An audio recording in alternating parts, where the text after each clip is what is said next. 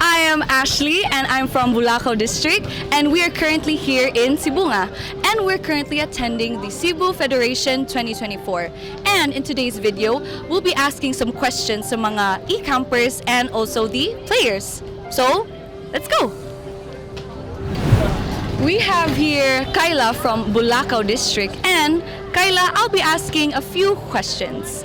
And our first question is, you attended Cebu Federation because? Bulacao Church have always been very active and participative during this annual federations, and last year was very fun and I wanted to experience it again. Yeah. That's a good answer. And also, we have a trivia part sa atong questions. And sayon na jud kay ni siya. Very sayon. Sige, mo niyang imong question, Kyla. Who is the current president sa atong Cebu Federation 2024? I have no idea. Next, we have John Len from Western Cebu South District.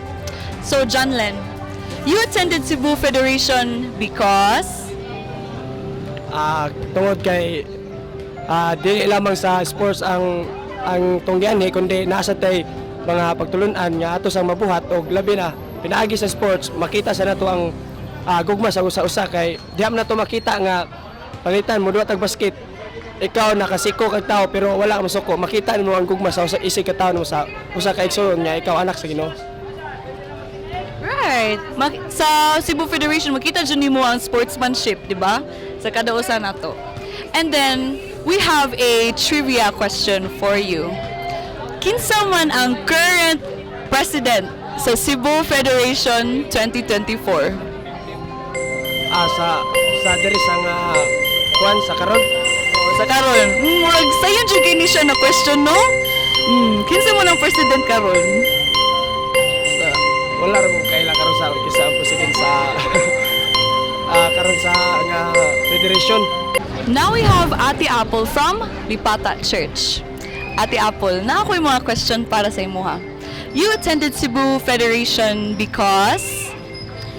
Nag-attend ko sa Cebu Federation kay tungod nindot kaayo sudungon o malipayon kaayo lantawon nga ang mga kaigsuonan sa nagkalalain nga mga iglesia nagkahiusa og nagka-unite sa pagkita-kita o alang sa usa ka buhat nga diin makahatag og kalig-on sa ato ang pagtuo sa ato ang pagpangalagad sa Dios. Praise God, ate, sa kay mga unite jud ta. And then, ate, nasa ko trivia question sa imo ha. Kinsa man ang president sa atong Cebu Federation 2024? Walay glain kundi atong maabtikon nga si Sir Eli Carmelotes. And that is correct!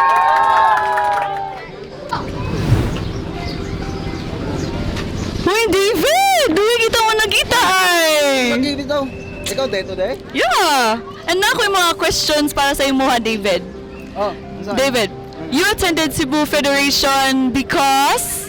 Because I want to meet mga bagong new friends. So mao na siya.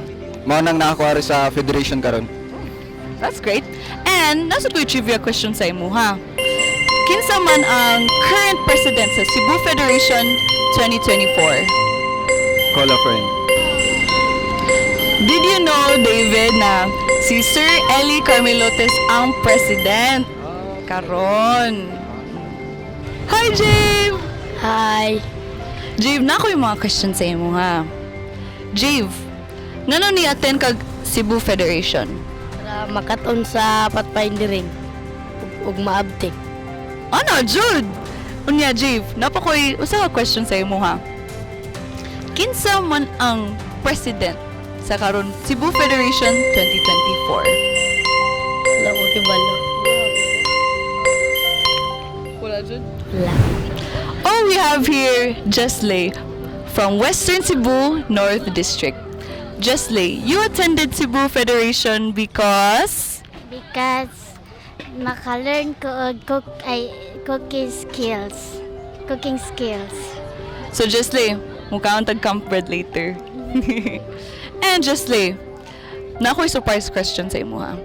Kinsa ang president sa Cebu Federation 2024? Kaila. Oh, kaila? Wala siya kaila.